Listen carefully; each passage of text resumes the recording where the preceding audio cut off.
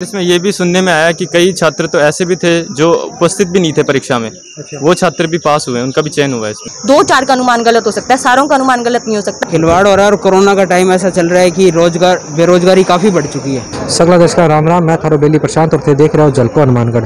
तो आज आप आया हनुमानगढ़ की कलेक्टेड के सामने अठे कुछ एक स्टूडेंट है जिसका बेरोजगार है और एग्जाम दे के आया।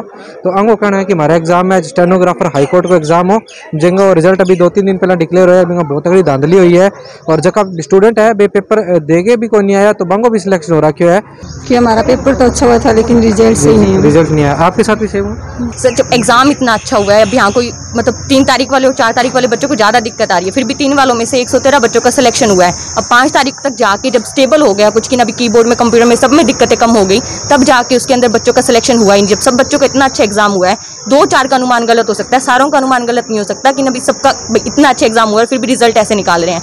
बच्चों ने पहले भी रिट लगाई थी जब 3 तारीख को एग्जाम खराब हुआ था कि ना भाई वहाँ सुनाई नहीं दे रहा, फिर भी उनमें से बच्चों का सिलेक्शन हुआ है, उस रिट की भी कोई सुनवाई नहीं हुई और अब भी यहाँ पे कोई ऐसे मामला आगे ले नहीं रहे हैं। हाँ जी सर, हमारा ये 3 तारीख से लेकर 8 तारीख हमारा राजस्थान हाईकोर्ट स्टेनोग्राफर का एग्ज़ाम हुआ था। माननीय राजस्थान उच्च न्यायालय ने एग्ज़ाम लिया था ये। तो इस एग्ज़ाम में सर जो 3 तारीख की जो शिफ्ट थी सर, उनके बच्चों ने बाहर आके सब ने ये बोला था कि हमारा पेपर अच्छा नहीं हुआ। ठीक है, 3 तारीख की प्रथम पारी की शिफ्ट में 380 शब्द बोले गए हैं और सब ने मतलब सबका यही था, सारे बाहर आके हल्ला हो हल्ला भी कहता। सब ने बाद में रिट भी लगाई थी। 37 बच्चे थे जिन्होंने रिट लगाई थी। एक लड़का था जिसका रोल नंबर भी इसमें ज्ञापन में लिखा हुआ है। ठीक है, तो उस लड़के ने भी यही चीज़ बोली थी कि मेरे शब्द सही नहीं लिखे गए, मेरा पेपर अच्छा नहीं हुआ, साउंड सिस्टम ठीक नहीं था। उसकी रिट की अभी सुनवाई अभी बाकी है उसकी होनी, और उससे पहले रिजल्ट आता है उसकी ज्वाइनिंग दे दी जाती है।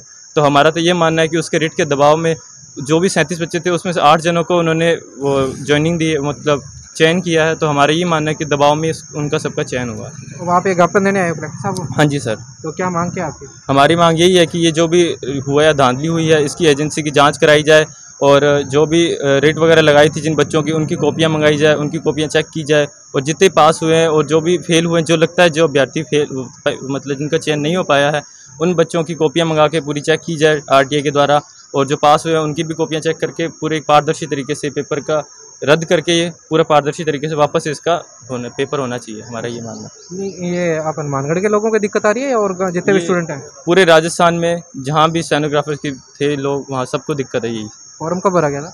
फॉर्म 2020 की वैकेंसी थी सर। मांग यही है कि जो 3 तारीख को फर्स्ट शिफ्ट में जिन बच्चों का सिलेक्शन हुआ है सर, उनको सबसे ज़्यादा प्रॉब्लम आई थी इस मामले में। तो सर उनका सिलेक्शन कैसे हुआ? सर सबसे ज़्यादा सिलेक्शन 113 सिलेक्शन 3 तारीख की पहली शिफ्ट से हुए हैं। कितनी सीटें थी? टोटल 5 शिफ्टें थी सर। नहीं, सीटें कितनी थी? सीटें 434 थी सर। 434 में लगभग 100-150 सीटें तो पहले शिफ्ट में होगी। 113 सीटें 3 तारीख की पहली शिफ्ट में ही भरी जा चुकी हैं। अच्छा, तो ये अब पूरे हनुमानगढ़ जिले के स्टूडेंट जो यहाँ खड़े होकर ये मांग उठा रहे हैं? सर हम 31 छात्र थे हमारी कोचिंग से, तो सर सारे योग्य थे और उसमें से सर एक भी पास नहीं हुआ है। और हम ऐसे नहीं कहते सभी अयोग्य छात्र पास हुए हैं, लेकिन ज़्यादातर योग्य छात्र रह गए हैं सर। बिल्कुल तकनीकी गड़बड़ी हुई है सर, बिल्कुल 100%। तो ये जो रिट लगी थी ये कितनी तारीख को लगी थी? और रिट तो सर पहली जो शिफ्ट हुई थी उसके बाद ही लगी। हमारे जो सबका पेपर हुआ था वो बहुत ही अच्छा हुआ था, चयन योग्य हुआ था। तो जिन बच्चों के प्रॉब्लम है फिर भी उनका वो चयन नहीं तो हो गए, तो वो एक मुद्दा है कि चयन कैसे हुआ। और खिलवाड़ हो रहा है और कोरोना का टाइम ऐसा चल रहा है कि बेरोजगारी काफ़ी बढ़ चुकी है और हम एक पेपर पे आस लगाए बैठे थे, लगभग 5-7 साल से तैयारी कर रहे थे। तो वैकेंसी कितने टाइम बाद आती है हाईकोर्ट? लगभग अभी 2017 के बाद में 4 साल हो गए। इसमें ये भी सुनने में आया कि कई छात्र तो ऐसे भी थे जो उपस्थित भी नहीं थे परीक्षा में। अच्छा। वो छात्र भी पास हुए, उनका भी चयन हुआ इसमें। अच्छा, पेपर में ना उपस्थित होने के बाद? हाँ, पेपर में मतलब हम उनके जो पास में छात्र बैठे थे उन्होंने हमें बताया था कि वो 2.5 घंटे तक वहाँ सीट पे नहीं बैठे थे, फिर भी जब लिस्ट में उनका नाम देखते तो उनका नाम है, उसमें रोल नंबर है उनका छात्रों का।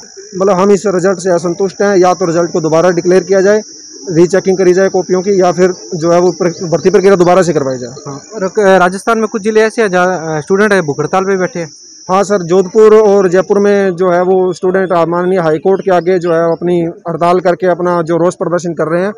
पर हाईकोर्ट अभी देखते हैं सुनेगा कि नहीं सुनेगा सर। कलेक्टर साहब को ज्ञापन दिया अभी। हाँ जी तो सर। कलेक्टर साहब ने क्या बताया, ज्ञापन के लिए क्या बोला है? कलेक्टर साहब ने जो है ज्ञापन को मार्किंग किया और उन्होंने बोला कि ये हमसे संबंधित है और इसमें कुछ ना कुछ सुनवाई जरूर की जाएगी। तो थाना वीडियो क्या लगी, थारा जगह सुझाव मैंने कमेंट बॉक्स के माध्यम कमेंट करके जरूर बताओ। और अभी तक चैनल ने सब्सक्राइब ना करे तो चैनल सब्सक्राइब कर दो, पास वाला बेल आइकन का बटन दबा दो ताकि कोई नई सूचना हो तो भी जानकारी हमें मिलती रहे। तो अब हमें इजाजत दो। जय हनुमानगढ़, जय राजस्थान।